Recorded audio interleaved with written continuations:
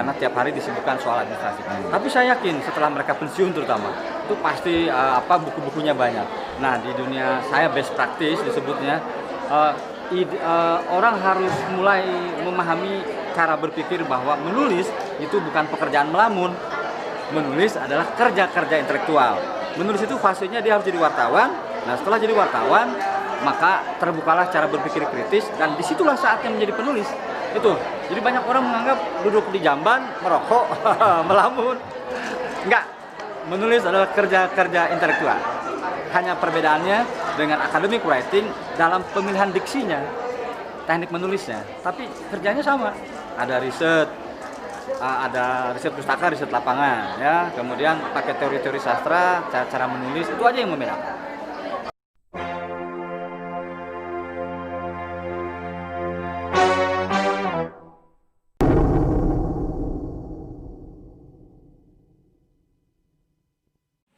Ini kopinya dari Ulil Kecil, dan ini lontong Paris. Nih lontong Paris nih kegemaran saya. Sekarang saya sedang mengisi kelas menulis novel bestseller keempat, angkatan keempat, sampai jam 12 nanti. Sekarang Minggu 2 Agustus 2020. Oh, lontong Paris enak, kopinya pahit. Oh.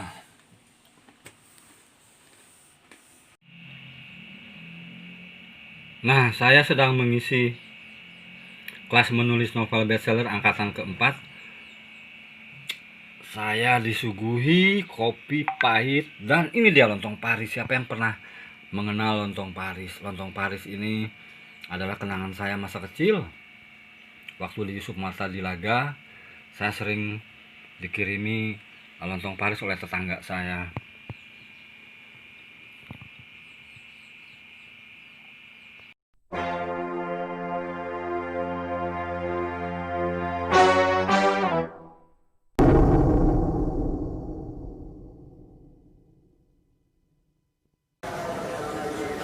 Sahabat Golagong TV, sekarang tip menulis ala Golago.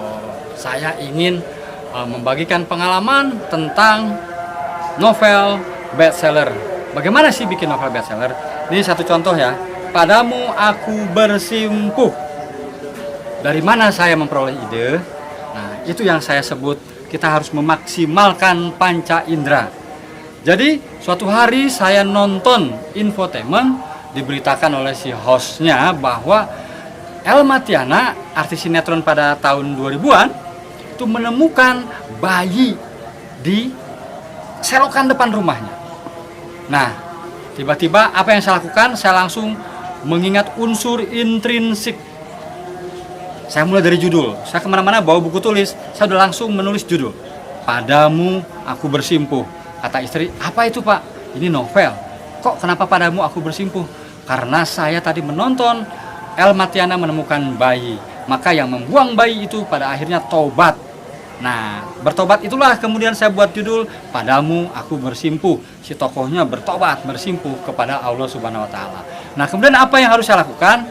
Riset. Jadi saya meriset terus riset. Dari koran, dari riset pustaka, ke pasar, ke terminal, tanya-tanya. Dan saya menemukan jawaban yang sangat membuat saya sedih. Bahwa banyak orang, terutama perempuan, melakukan aborsi, membuang bayi-bayi yang dihasilkan dari perselingkuhan, dari seks di luar nikah, dan sebagainya. Wah, itu luar biasa. Nah, yang ketiga apa? Membuat sinopsis yang dekat dalam keseharian, yang dekat dengan terutama kelas menengah bawah.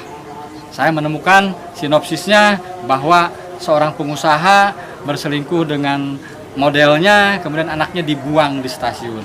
Kemudian si anaknya diurus oleh Pak Haji, sukses jadi dokter, lalu dipoligami.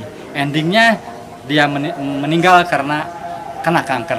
Seperti itu kalau nggak salah. Jadi di sini saya mencoba, saya tidak menganut paham poligami, tapi saya tidak, artinya kalau ada yang poligami silahkan. Nah di sini saya menuliskan cerita tentang poligami. Dan yang paling menarik, Neno Warisman menulis endorsementnya di sini bahwa inilah novel poligami yang paling indah. Nah, jadi setelah itu apalagi? Kita harus mau mencari tokoh-tokoh antagonis dan protagonis.